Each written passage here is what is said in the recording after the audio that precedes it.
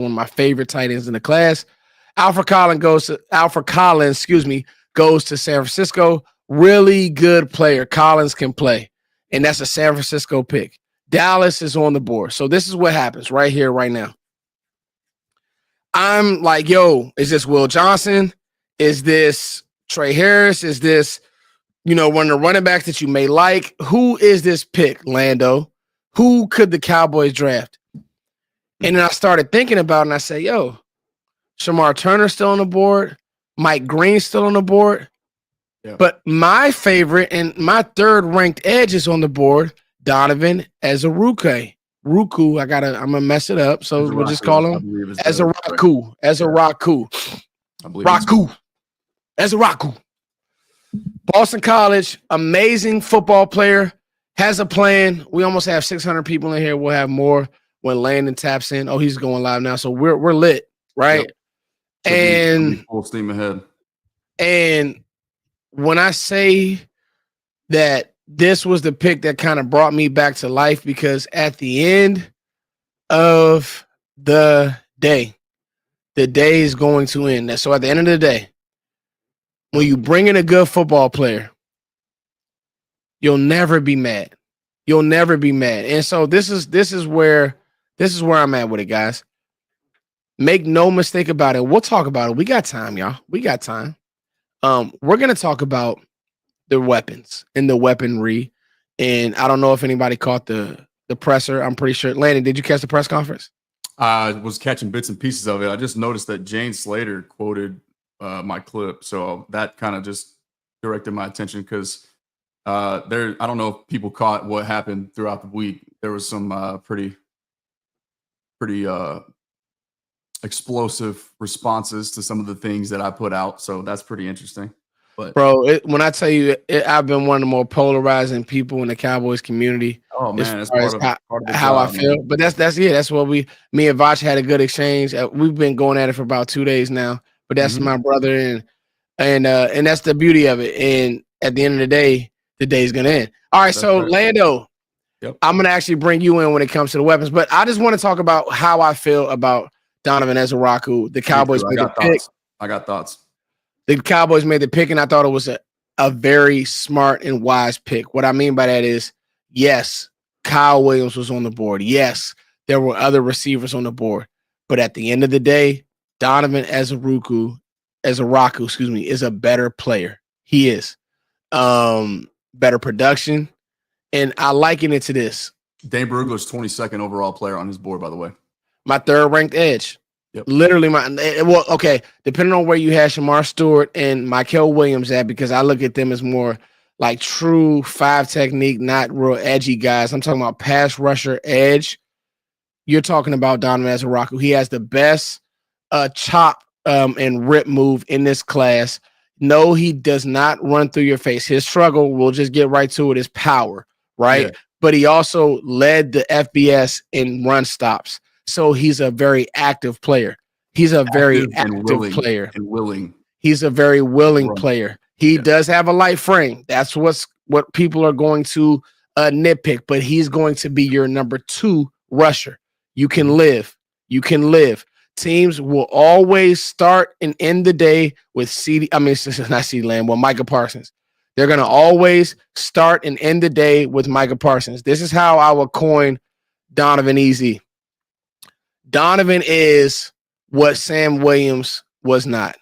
And I'm not knocking Sam Williams, but Donovan is the known. Sam Williams is the unknown, Lando. And at the end of the day, just like what Schotty did with the Tyler Booker pick, and I have my questions about that, and we'll get into that, Lando. Mm-hmm. But when it comes to this pick, which I thought was a great pick, what he's saying is we know who this guy is, a captain, ACC player, defensive player of the year, 16 stacks. The run stops were good. First team All-American. At the end of the day, I know who you are. Mm-hmm. You're going to come in and compete. Dante Fowler is going to be on the edge. Micah Parsons is going to be on the edge. Marshawn Nealon is going to be on the edge. And Donovan Ezeiruaku is going to be on the edge. Landon, give me your thoughts. So, as I already candidly admitted a little bit earlier, he wasn't on my radar just because I didn't expect him to be anywhere close to falling to pick 44 for the Cowboys. And then on top of that, I felt as secure at the edge spot right now that, I would say as I did at just about any other position on this roster. So to me, it was just that position as a whole, I didn't even really study all that much. That's why a month and a half, 2 months ago, I was also on the receiving end of some, I was a punching bag for my statement on Mike Green. Like, no, that's not happening at 12. And it's not because I don't like the player or the talent or the pass rush ability. It's not that I don't value the pass rush. It's just that I owe it to myself, not just to lobby for, but to hope for what I have been saying for 3.5 years now. Is my biggest issue with this roster. And it's not like I've been wanting an identity change, right? We've got the 7 guys on Dan Quinn's defensive front that are all just have that like-mindedness and that, or just by nature, what Dan Quinn kind of prefers, right? Just get up the field. But the second that a team like Buffalo or the Niners in the playoffs ×2, or the Packers, and the Cardinals in week 3 2 years ago, they want to play that bully ball the second they commit to it. What's your answer? What's your counter? So the whole deal with my thoughts on Mike Green, it was like, look, I want somebody that's going to provide some punch. I don't care about having another edge rusher. I want somebody who wins in a different way. Yeah. With physicality, right? And so all 3 of these picks, they have some of those, they have a little bit of that to them. But now, as for Donovan Ezeiruaku specifically, a couple interesting things here that are worth noting that people, I believe, should pay attention to. It's just what I see in the player. We'll talk about it, okay? As I wrote, he's a twitched up, just a litany of pass rush ability, right? But why I like Ezraku as much as I do is because I also think that he's not just that. He's not just limited to just being a designated pass rush type.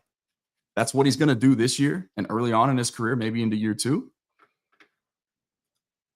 But when you look at the arm length, just for context, right? Half an inch shorter arms than Tyler Booker, who's an offensive lineman. Granted, a guard, which, they have shorter arms in general than tackles would, but really long arms for that position on his frame, right? A lighter frame, as we might say. So that's enticing as your ability to pack a punch, leverage, right? All those things. But then you dig a little bit further and you find, you kind of go back and skim through the draft or the combine results. Yeah. 225 pounds on the bench, 22 reps. Good stuff. Mr. Ezraku.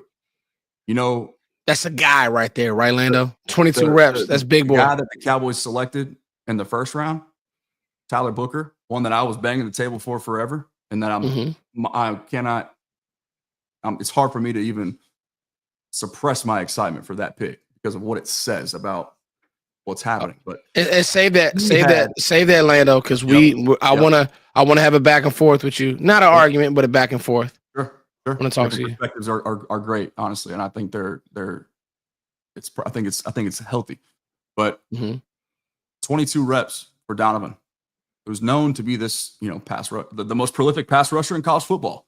First in sacks, or first in pressures, second in sacks. He won.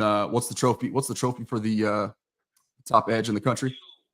Hold on real quick, Lando. Where you at, Vacho? Are you home yet?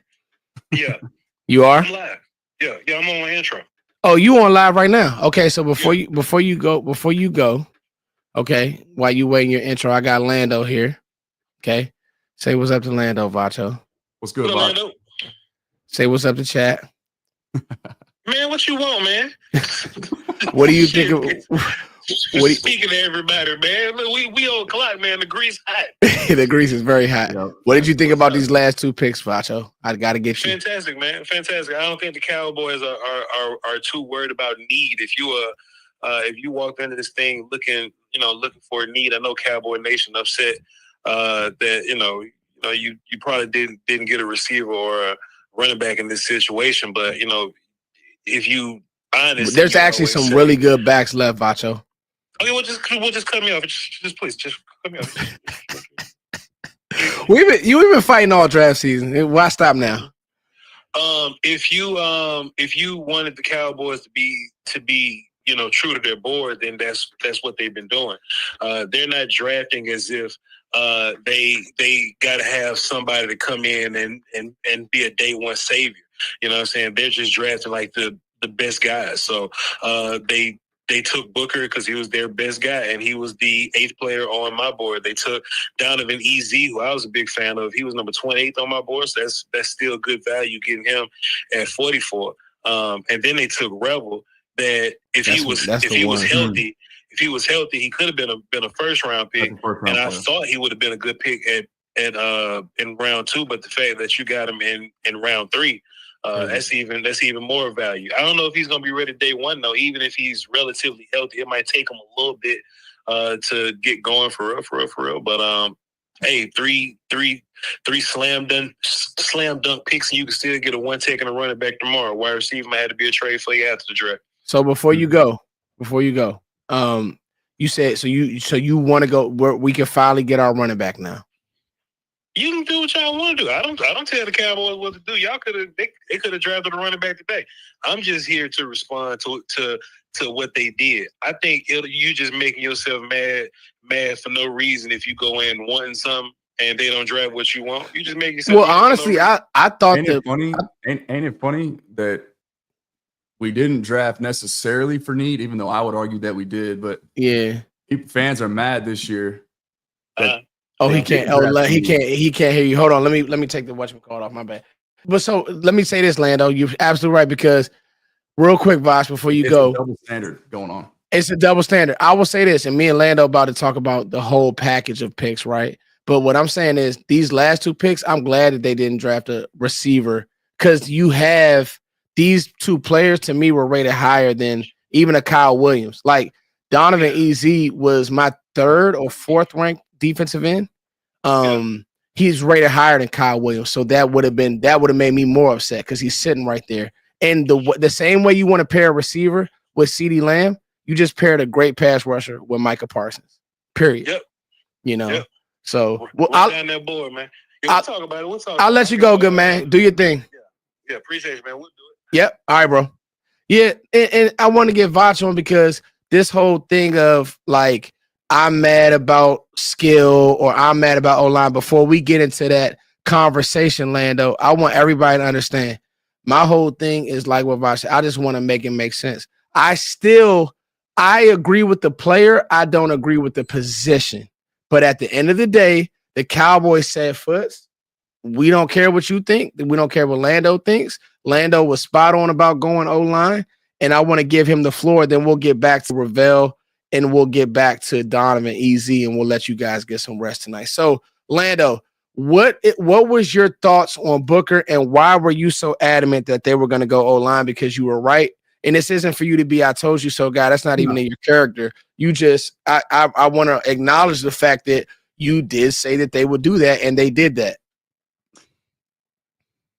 First and foremost, I forgot to welcome in my side of things. So welcome into the Lando show, by the way. Sorry, Foots. Much love to everybody on Lando's side, and everybody on my side. Make sure you guys follow Lando. He is industry standard for sure.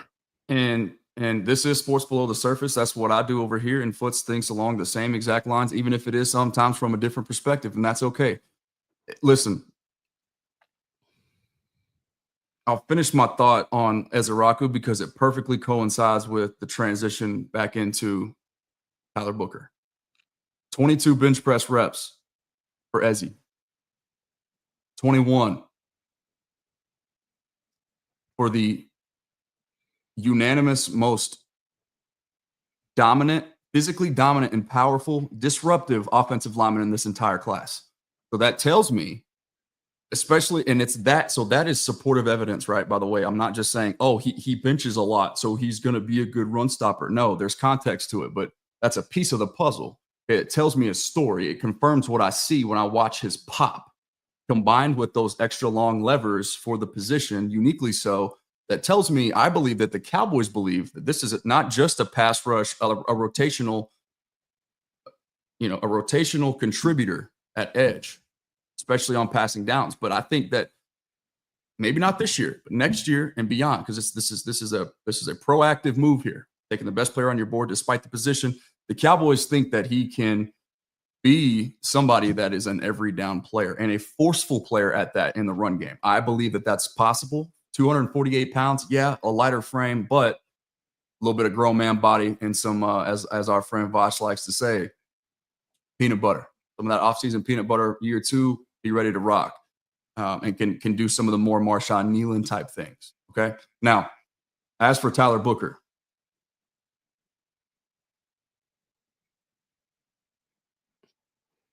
my perspective all along, all this leads back into the things that Schotty is saying, okay? But then parlaying that, meta-analysis, it's a popular word for people who follow me closely, or popular phrase.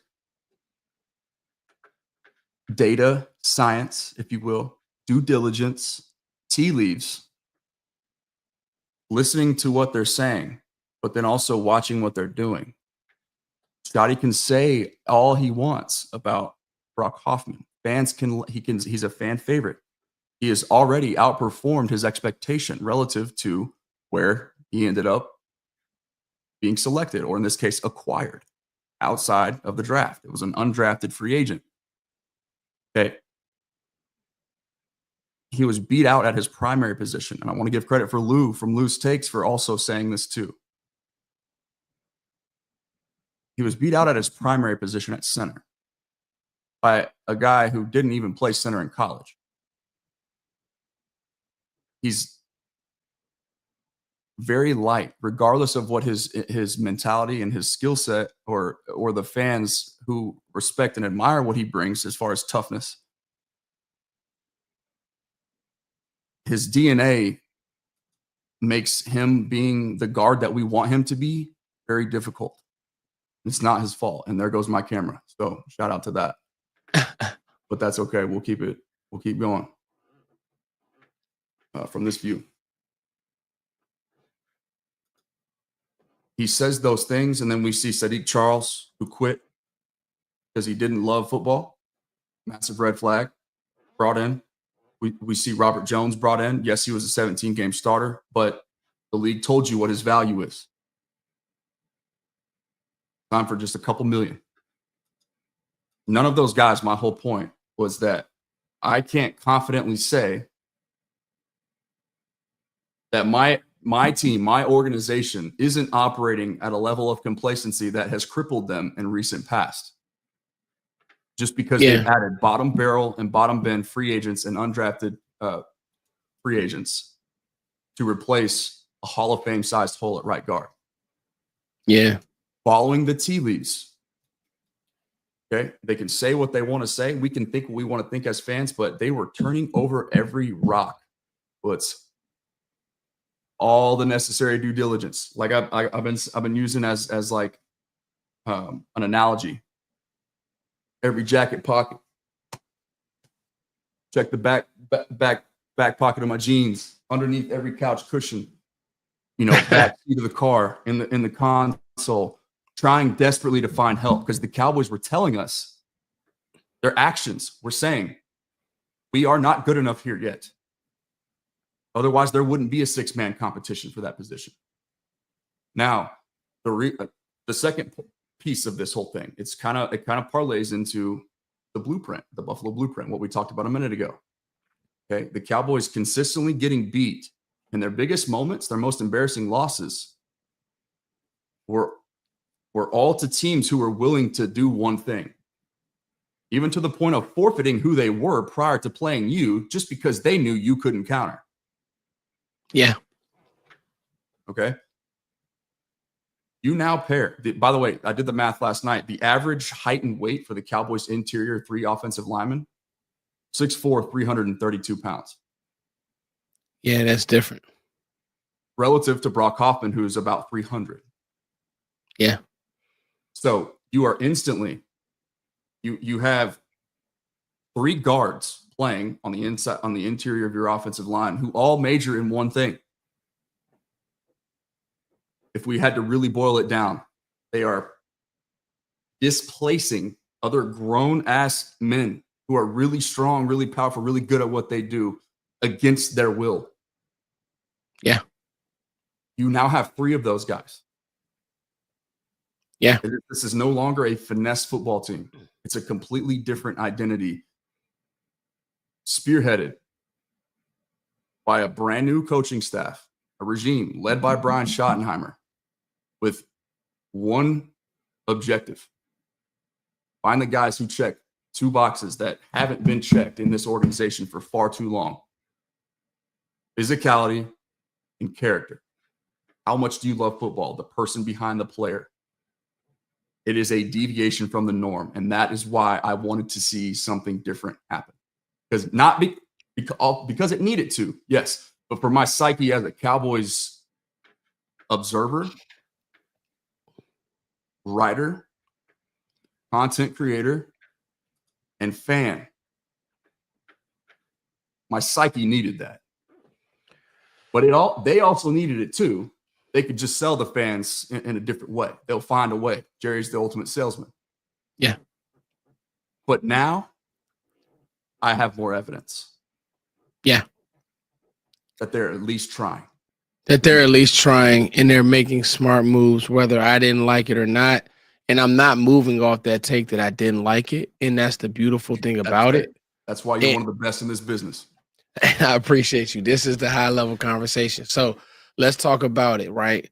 I think that Dallas, when it's all said and done, we'll see that the pivot was to the defensive side of the ball and to help that star. And that's not people aren't going to catch that today. They'll catch it later this week. And that's going to be where I'm at. And I'm cool. So what Dallas did was, I think they wanted Ted. We know they wanted Ted McMillan. They wanted T-Mac. So they're aware of their need at receiver, and they had him graded a certain way. Awesome. Thank you, Dallas, for understanding that. As long as we understand that, cool. At the end of the day is going to end. CeeDee Lamb is still a top 3 receiver in the league. So you do have that. You do have one player on your roster that has amazing juice. Shout out to everybody in the chat. We almost have 1,500 people in here. Amazing for just like y'all rocking with us this late, which lets me know you guys are sickos like us and you guys care about this team. And you guys care about football, and that means the world to me. Thank you, Lando. I'm able to call Lando anytime. I just got off the phone with Voch. He jumped on with us. After this, you guys go to Voch's live. We're going to keep this thing in the family like we do. We'll fuss, we'll fight, and then we'll make it make sense. That's right. So my thing with Booker was, I think they thought that they would be able to move back and get him. They didn't have a partner, or they got kind of spooked, and they say, you know what, we're drafting him here. I have no problem with Booker as a pass protector, Lando. I have no problem with Booker as a play forward player. Mm-hmm. 2 things that have to happen for me, and I'm done with it. And you won't never hear me. I'm telling y'all, even when I do film, we'll be talking about him in a positive light. The scheme has to marry what Tyler Booker does. Brian Schottenheimer, I'm calling you out. You have to be a heavy inside zone team. You have a scheme. You have to be heavy pin pull and maybe him pulling, and it has to be duo. It has to be double teams. We want to get those vertical double teams. If he's uncovered, we want to have him going next level to the backer. I don't want him doing a lot of OZ. I don't want him reaching, because that's where he scares me. And I'm just going to be honest. That's on film. That's where he scares me. However, I can honestly say, being fair, the pass block sets are amazing. They are. If he locks you out, and because he has such long arms, he locks you out, it's good. So at the end of the day, if you're keeping Dak Prescott clean and you're a great run blocker, and we go get a running back tomorrow, Lando, is it Brashard Smith? Is it Damian Martinez? With one of these, Giddens, with one of these 10 fifth-round picks that you got, let's roll. So at the end of the day, that's Booker. Okay, We had that conversation. We're going to move on, and we're going to talk about this defensive side of the ball, Lando. One last thing real quick. Did you hear the phone call? Go ahead. Did you hear the phone call with Booker and Schotty? Incredible. I mean, the kid, he's ready. Like, the PR side of him. They directly mentioned duo. So that's coming. We know that's coming. That's the scheme that I live with. I think but I run that with my youth team. I love duo because it helps. Like, then the thing is, Booker actually doesn't need help because he's so strong, but it's a cheat code when you do it. Okay, guys, make sure we're getting the likes up. Make sure you guys are following and subscribing to the Lando Show on my side. And hopefully, if you guys on Twitter, shoot me a follow over on Lando's side. I love you all. All right, Lando, I want to ask you about these two players in a package, right? And the reason why I say that is because we know, and I think the front office is telling these players without telling them, like, hey, man, this young kid, he's not just coming in here to sit and watch. Is Rell. Right. We'll get back to Ezraku. Rell's coming to play the minute he's healthy. What are your thoughts on Siobhan Rell? I hope people aren't just getting sick and tired of hearing me say it and reemphasize it over and over again, but it really is like the background, the story, what he's been through. You know, this kid, like, he had powerful 4 schools all over the place, including Alabama, including Georgia, and I want to say Texas even inquired at one point, about getting this kid to transfer in, but it's just injury after injury. He had a setback with some academic stuff going on. You know, he's working a night shift at an Amazon factory from 6 p.m. to 4 a.m. I heard about Dane that. Brugler even said, he was like, this is my most compelling, most fascinating, most amazing story of the class this year. Dane said that. Go look up the video on Instagram. It's there. You can hear him having a discussion with Mina Kimes.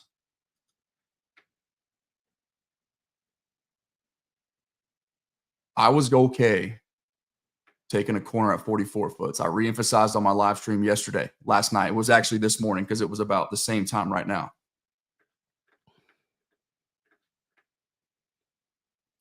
Corner, you could have made a very easy case for being a more desperate position for the Cowboys than running back and receiver.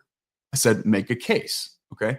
I'm not saying that it was, but you can make the case, especially when you factor in 2 things that I don't hear people talk about enough. Sports below the surface. That's what we do. It's a reactionary position, for one. Okay? You are the dependent variable as a defensive back. It's not up to you where you go. And number 2,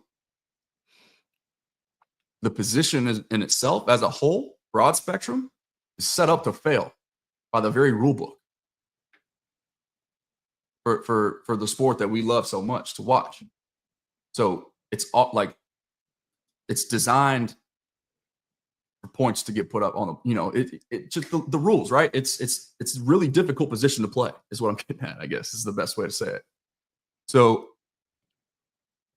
to just sit back and think that, like, to me, he can do everything. You can line him up anywhere. I think he's fully capable of being not just a willing tackler, but supporting the run, which once again is something that I'm always paying attention to. It's like, how much of a willing tackler are you? Oh, he's a very that's one of his strengths, actually. That he will come up and hit you. That's what I'm saying. That's why I'm just throwing my hands up and salivating. You know, it's just that mentality with bringing what you haven't had, what's really killed you when the games matter most. It's a level of physicality, but then also too, it's that other trait. It's the person behind the player. This kid had every reason to quit. Yeah, he had every reason. He chose to stay at East Carolina because that's the kind of kid that he was. He said, I owe it to this program. Much like our conversation, albeit very brief, that we had, I believe it was the last time we were live together. that we touched on about Azareye'h Thomas. Yeah. He didn't have to stay and play amidst all that chaos that happened that year after, one of the best, an undefeated season and getting snubbed from the college football playoff the year before, losing, 10 NFL players to the league, to the draft, and then just everything crumbling down. Didn't have to stay and play, but that's the mentality, right? He's like, I owe it to my teammates. I owe it to leave a legacy of, it's about the culture here. It's about building, selfless giving, right? It's just that whole way of thinking. I just think is incredibly powerful. But man, I mean, you get an instant plug and play starter. Assuming the thing with Rell is you get a first round pick, a first round caliber talent, I should say, in the third round. But the Cowboys feel great about it. You know why? Dr. Dan Cooper performed the surgery. Yeah. So they I gotta say this too, Lando. Everything you said about the character, and I think with him it's not phony, right? Like you working at Amazon, it's a different type of drive. Okay. It's a different type of drive. Yeah, and it's still keeping your body in shape, being able to train. Yeah, and Lando mentioned he had to switch his camera, but as long as you guys can hear him, we're gonna roll. Because he sounds great, and yeah, I think your other camera's off, but your mic sounds good, Lando. I'll say this about. I'm sorry, guys, I didn't even realize that. Go ahead. You're good. You're good. It's man, we doing this on the fly. Lando's gonna jump back in, but to me, y'all, and I mean this so much, man. Like, it's about the parlaying of it all. And I wanted offensive weapon more than anybody. I think everybody knows that. But looking at Donovan Ezeiruaku and freaking Siobhan Rell in the third round is a fleece job by the Cowboys. It's a fleece job. Especially, capital E, especially. Especially, I'm trying to get you on the stage, Lando. You're still not showing up. That's my fault for having to even make you do that. This camera is driving me crazy. It's gonna be it's the bane of my existence right now. It's all good. You want me to you want to go back out and try to come back in? Is it not bringing me up? I hear you. I just can't see you. Can y'all see him, chat? I don't see him. Here, let's just do it this way. Just make yourself full screen. That way we don't have wasted space. And if you want to share your screen, do that too. Whatever you think. Okay, we'll do that. So can you guys still hear Lando? Mic check. Test. Okay, so we still got Lando. So Lando was with us. Okay. And his crowd can still hear. So yeah, to me, Lando, like I said, and I was just making this point. Like, I can honestly say that getting a player this caliber, and if and when it hits, because I want to speak life into that. If and when it hits in the NFL, guys, like, that's the Cowboys front office pulling a fast one. It is. That's the Cowboys front office, because this guy is that good. Yeah, I want to run it back. I did, Lando. Mm-hmm. Yes, I wanted a receiver. I know I still do. I think that you'll see. Look, in the fifth round, Lando, you're gonna see running back, receiver, running back, like you, and that's fine. But when you get, because corner is a cornerstone position, actually. Defensive end is a cornerstone position. Left tackle, I don't look at guard that way. Left tackle, cornerstone position. Quarterback, cornerstone position. So when you get a guy who, if you get him right, could have been the first overall corner drafted, has that type of potential, has that type of frame, has that type of grit, you get him in the third round. That's crazy. That's a steal. Look, I'm sitting there on the couch and I'm like, 44, let's go. Come on, Siobhan. And then 76. I'm like, all right. I can't possibly, this draft is going almost too well. I need to be pinched right now. But yes, so I'm just pulling up the rest of the draft remaining. Take your time. So we still do have. Yeah, let's talk about that. Let's talk about that. Okay, so we got 2 5s. Yep. What pick numbers are those, Lando? So everybody knows. Got you right Please. here. 149 overall. Okay. 174 overall. That's one of Okay. the remaining comp picks. And just for added context too, pick 149. Its slot value is worth, just call it 32 points. It's really 31.8, but for simplicity's sake here, 32 points. Pick 174. That's just the reason I'm going kind of off of memory because I've wrote about this a couple different times, I think, actually. But pick 174 is worth 22. So you got 32 points and 22 points, respectively. Pick 149, 174. You package those two together, that gets you back up into the top 120, which is a 4th round selection. So you basically are saying, all right, here we go. Pick 149 plus 174 to the Tennessee Titans, who I think currently still occupy pick 120. That is offsetting the 4th round allocation to Jonathan Mingo midway through the season last year. That's just kind of the thought process behind there, just because I really do want, like, this would be the perfect draft for me, regardless of what happens at receiver in the draft, because I still think they're going to trade for one. We could talk about that in a second too. Stephen Jones, yet again, on yet another occasion, being almost just eerily, it's weird. It's like he thinks he's some, master villain in a comic that is just like trying to manipulate the fan base or something. It's like he's got that evil mad scientist energy. I don't know how to explain it other than that, but 3 more times in one clip that I posted on Twitter, the one that I mentioned a second ago that Jane Slater quote tweeted, where, he's hinting and teasing at the idea of adding an impact receiver and running back through trade. Yeah. So, okay, let's stop talking about it, Steven. Let's be about it. I think that's the 4th time I've had to write about it for CowboysCountry.com about you saying those things. So just for my own sake, so I don't have to continue along with the redundance and beating the damn dead horse, man. Let's get it popping. But the whole point is go and lock up your running back, because DJ Giddens is still out there. He still has a connection with Connor Riley, who I think is important. It's also Can I do something for you, Landon?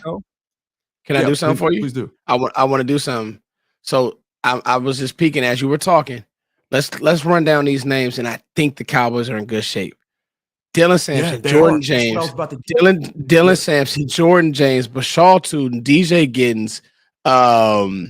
List goes on and on. I really like Damian Martinez. I mean, there's even more names than that. I love Brashard Smith. Love Brashard Smith. Jaden Blue is still on there. Corey Kleiner is still on there. But you can't wait.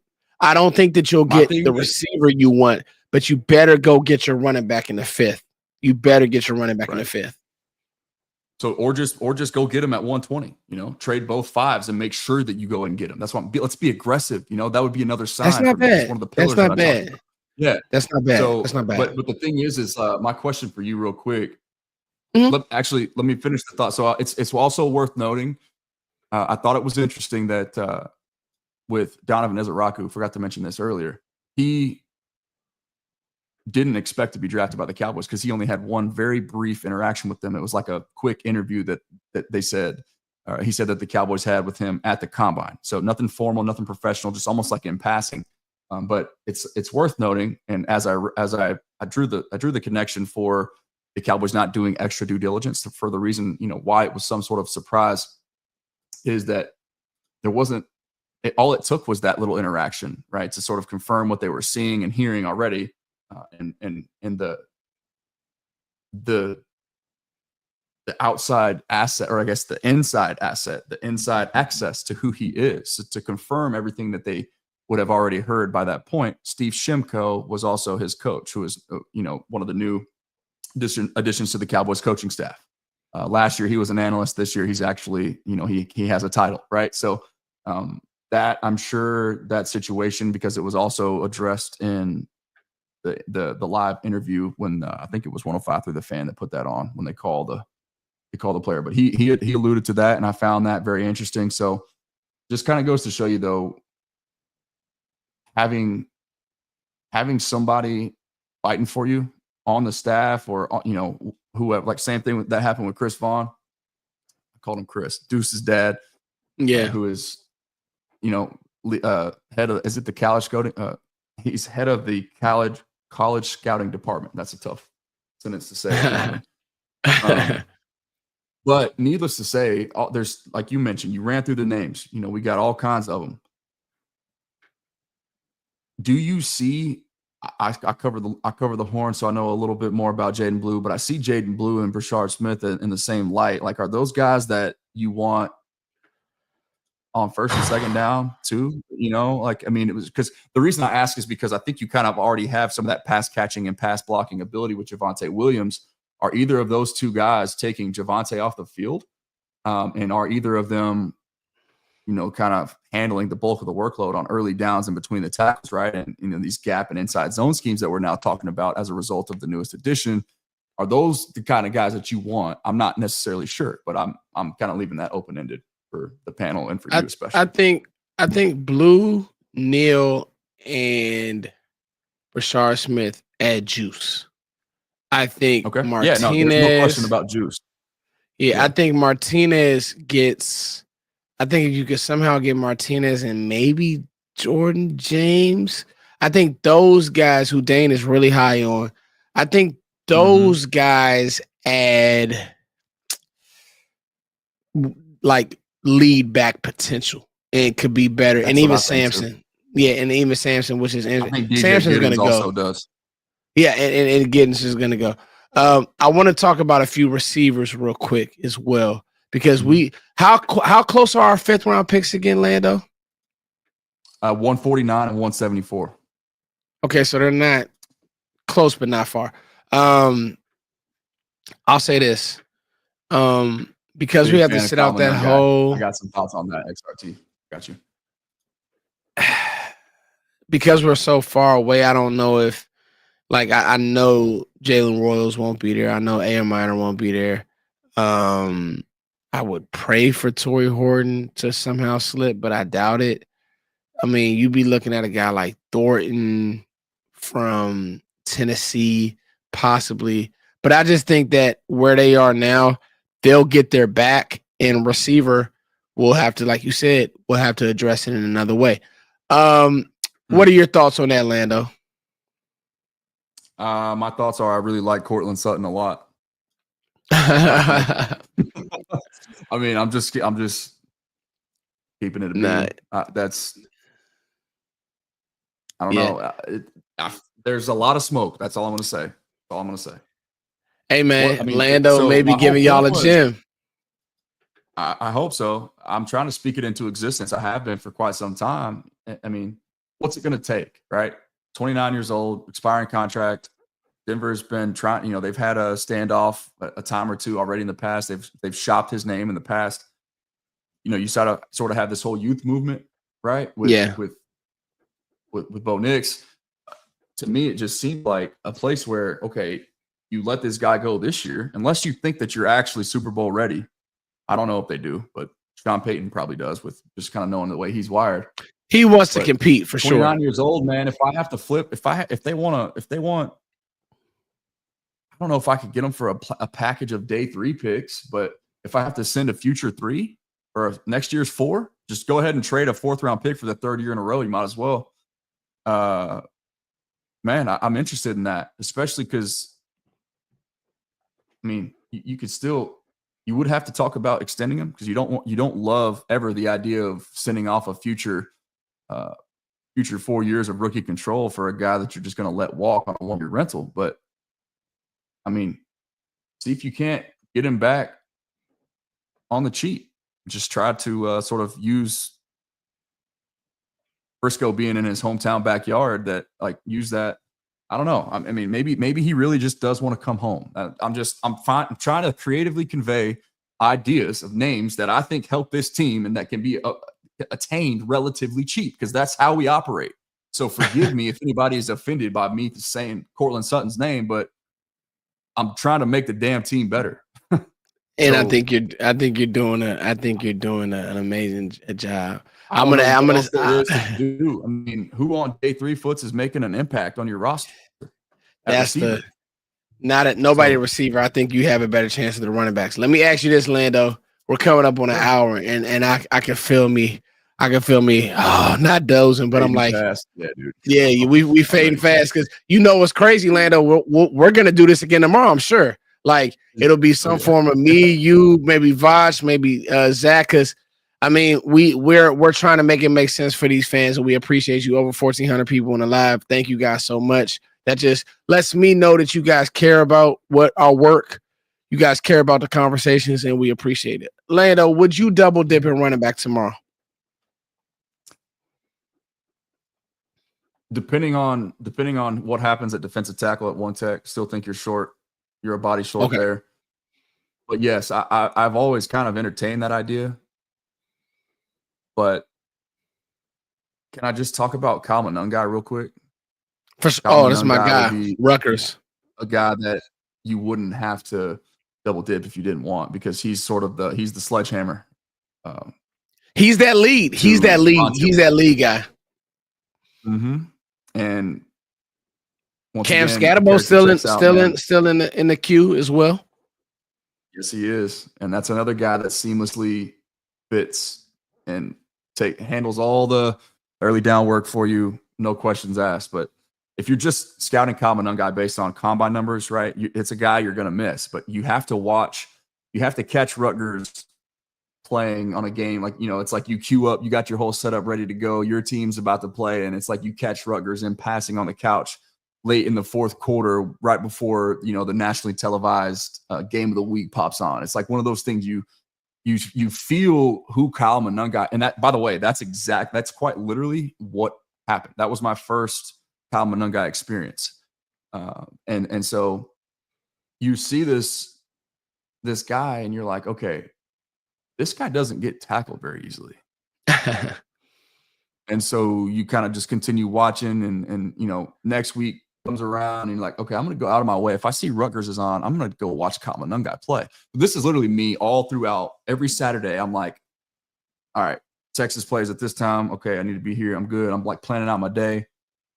But then I'm also subconsciously just kind of keeping tabs on Kyle Monungai. And this is, keep in mind, before Ashton Jeanty like really burst onto the scene as like, one of them multi-generational ones, if you know what I'm talking about. Yeah. So I just have my eyes on Kyle Monungai, and it just goes to show you how emphatic I've been about trying to do everything that I can to just at least be vocal about what the Cowboys lack most. And Kyle Monungai certainly brings what they have lacked most. He's not flashy, okay? I refer to him as not a Ferrari, but an F-250 with brake fluid in his veins and cement in his chest. Like that's the type of that's how he plays, right? He's elusive in short areas, but he's also every bit as likely, once again, with cement in his chest, to run right through you, much like Ashton Jeanty. The only thing that's like, if he was a little bit faster, he doesn't really have breakaway speed. That's the one thing. He ran a 4.640, so he's not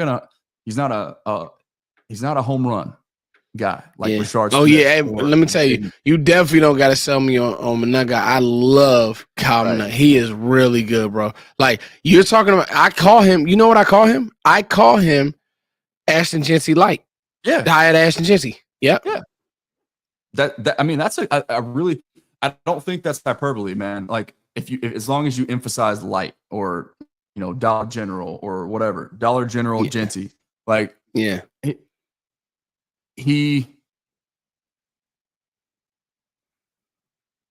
NFL average, guys, for a 10-yard split is 1.58.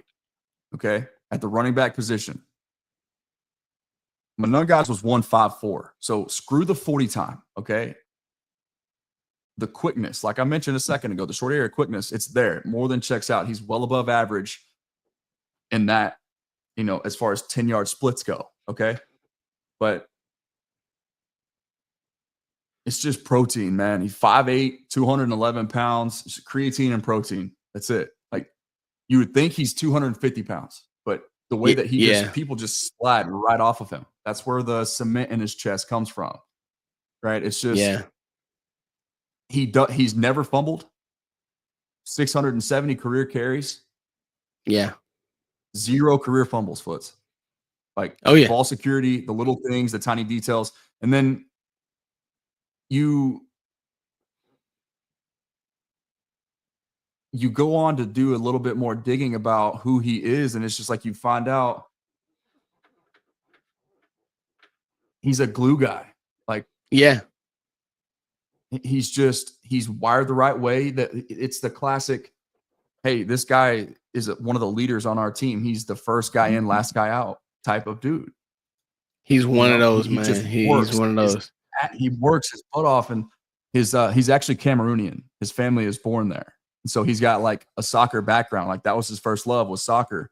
So, but that makes sense, right? You start to connect all these dots and watch the footwork. You're like, okay, I see it. Like the short area quickness, right? That's what I'm talking about. But then the density that he brings behind that short area quickness, it's like people are not expecting it, man. I'm telling you, Kyle Munungai is that dude. And then pass protection. And I know what I just said about Javonte. That's kind of what he's known for. Really good in that department and pass pro. But this dude, he tries to delete you. Yeah. Very, very Travion Henderson-esque for sure. So that's all I got, man. Sure. I just want to say, yeah, Kyle Munungai, I would warmly welcome you if it's in the 5th round. If the stars align for us and God said, here you go, you know, all y'all were all nervous about who was going to play running back for it. Don't worry, we got you. Or, hey, I'm cool. Package both 5s and a 7. I mean, package them all together, get up to the back into the 4th round in the top 120 if that's what it takes, and let's go. I mean, I'm ready. So yeah, that's it. No, man. And listen, we'll cap it there. Lando, because chat's telling me I'm sleepy. I'm very sleepy. I ain't fighting it. I'm terribly tired. The day I had today, I had to do some. Too much. That's because I'm sleepy too. I'm trying to think. Let me think. Right? Out here. Yeah, we're writing. We're doing film. I got more work to get up for you guys. I want you guys to do me a favor. Go over to Voch's Live. Go bomb squad him. We're jumping off here. If you guys are catching this on the replay, make sure that you guys like, share, and subscribe. Everything. Make sure that you guys follow Lando. I will make sure that I have more updates for you all tomorrow. I'll be more present tomorrow. Today I had to do something, but I want to make sure that I got this live up. So as always, man, thank you guys for liking, sharing, subscribing. I like what Lando said about the running back position. I really do like Kyle Munungai. He was actually one of my higher rated backs to start the year. And just the running back position just happened this year, but he was one of my higher rated backs. So much love to you all. You guys may see me in Lando tomorrow. We'll try to work some things out to make sure that we can. We still got to have family time, do our thing. But much love to you all. Like I said, like, share, subscribe. Lando, you got any closing words? Let's go night-night. Let's go get some sleep. Go bomb squad Voch. Love you guys. Peace.